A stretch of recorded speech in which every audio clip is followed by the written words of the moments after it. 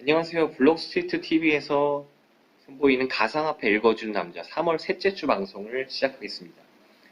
시기상으로는 봄이긴 한데 날씨는 오락가락합니다. 따뜻할 때가 있는가 하면 꽤나 쌀쌀할 때도 있는데요. 아직은 봄이 오는 걸 실샘하는 기운이 강한가 봅니다. 가상화폐 시장에도 그런 실샘이 강한 느낌인데요. 그래도 희망을 가지고 기다리면 따뜻한 날이 오겠죠. 저희 방송과 함께 하시면서 화이팅 하시고요. 오늘 방송 바로 시작하겠습니다. 첫 순서는 가상화폐 주간 시황입니다. 상황이 많이 안 좋습니다. 지난주 방송 무렵 이후로 가상화폐 시장 거의 하락하는 모습만 보여주는데요. 대장주 비트코인은 한때 5,000달러대까지 내려갔다가 현재는 6,000달러대에 머물러 있는 상황입니다. 1만 달러를 호령하던 모습은 온데간데 없고요.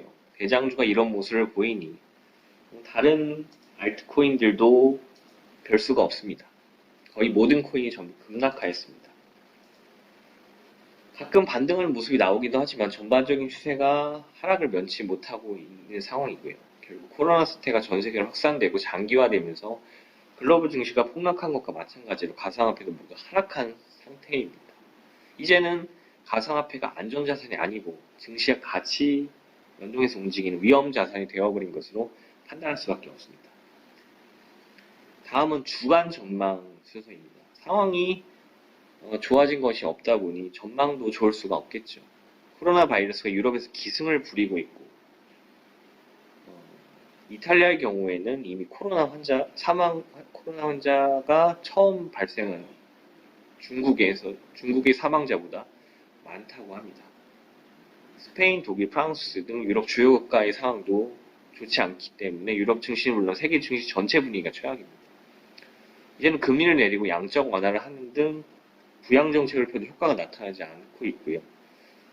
코스닥 시장의 배기약이 무효라는 얘기가 나왔다가 그나마 한미 통화 스와프가 체결되고 나서 일부 반등하긴 했지만 추가 하락의 가능성은 여전히 존재합니다.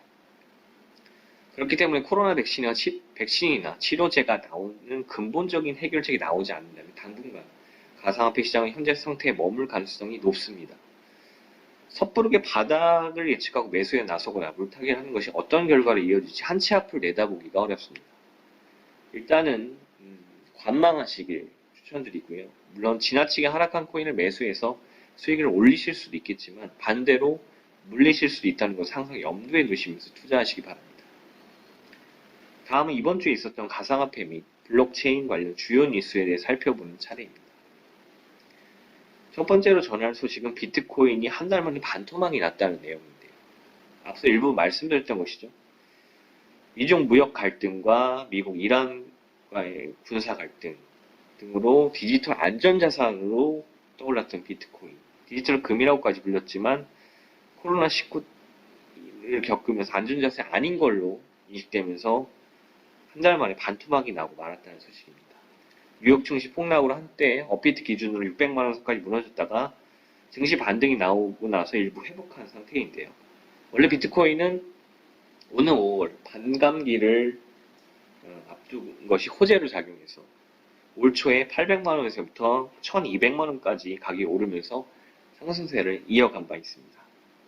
가상화폐의 경우에 24시간 장이 이어지는 점, 그리고 증시랑 다르게 서킷 브레이크나 사이드카 같은 가격 하락을 방어할 제도적 장치가 없는 점이 오히려 최근에 큰 폭의 하락세를 더욱 부추기고 있다고 평가받는데요.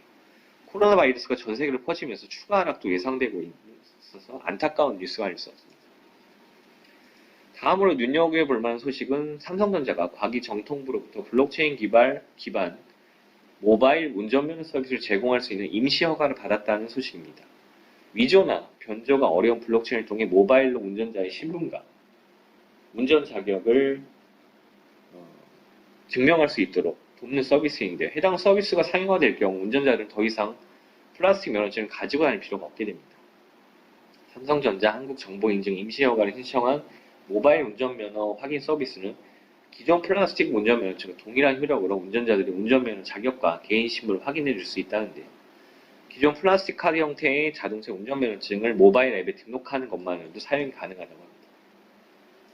또한 앱을 통해 적성공사 기간, 교육 알림 등 각종 고지 서비스를 운전자들에게 제공할 수 있을 것으로 보인다고 하니 편리해지겠네요. 과기부 관련 소식이 하나 더 있습니다. 과학기술정통부가 정보통신진흥산업진흥원과 함께 국내 블록체인 업체들의 기술을 검증해주는 사업을 열고 지원자들을 모집한다고 합니다. 이를 통해 각 기업의 기술 신뢰를 높이고 블록체인 기업을 육성할 전망이라고 하는데요.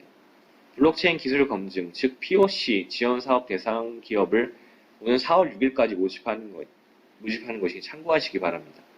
POC라고 불리는 블록체인 기술 검증은 기존 시장에 존재하지 않던 기술을 도입하기 전에 기술적인 불확실성을 해소하기 위해서 시제품 설계, 구현 및 실증 프로젝트를 진행한 것을 말합니다. 블록체인 기술 검증 지원 사업은 분야 제한 없이 블록체인 전문 기업들이 창의적인 아이디어를 제안하는 자유공모로서 총 9개의 대회를 선정할 계획이라 하고요. 선정한 기업 과제당 4억 5천만 원 이내, 총 39억 원을 지원한다고 합니다. 다음으로 비자카드만으로도 일상생활에서 가상화폐를 통해 상품을 구매할 수 있다는 소식입니다. 블록체인 결제 서비스를 제공한 두루컴즈는 위페이와 함께 비자 선불카드를 출시한다고 18일 밝혔는데요. 두루컴즈와 위페이는 기존 선불형 비자카드에 블록체인 결제 플랫폼을 통해 가상화폐로 비자카드를 선불 충전할 수 있는 WD페이 플랫폼을 개발했습니다. 카드 형태는 선불카드로부터 직불카드까지 다양합니다. 기존 가상화폐 결제 앱은 가맹점이나 설비 등이 부족해 가상화폐 보급에 큰 영향을 미치기 어렵다는 한계가 있는 반면에 소비자들이 자주 사용하는 결제 수단인 카드는 가상화폐 이용과 활성화를 보다 앞당길 수 있을 것으로 보입니다. 그 밖에도 여러 뉴스가 있었는데요. 영국 중앙은행이 CBDC 발행을 검토 중이라는 뉴스, 바이낸스와 와지르엑스가 600억 규모 펀드를 조성하여 인도 스타트업을 지원한다는 소식, 러시아 중앙은행이 가상화폐 발행 유통을 금지하기로 한 것, 카카오의 블록체인 자회사 그라운드X가 웹브라우저 기반의 가상화폐 지갑 카이카스를 출시했다는 소식이 이번 주에 있었던 주요 뉴스였습니다. 금주의 핫코인 순서입니다. 이번 주는 바로 스트라티스인데요. 업비트 기준 주간 상승률 1위를 기록했습니다. 스트라티스는 현재는 특별한 호재가 알려지진 않고 매수세가 유입되면서 오른 것으로 분석됩니다. 스트라티스는 스트라티스 플랫폼에서 사용되는 디지털 자산입니다. 스트라티스 플랫폼은 블록체인 개발을 쉽게 할 수 있도록 도와주는 기능을 하고 간단히 BaaS 플랫폼이라고 불립니다. 스트라티스 코인은 POS 방식으로 발행되며 매년 보유 코인의 1%를 수익으로 가져갈 수 있습니다.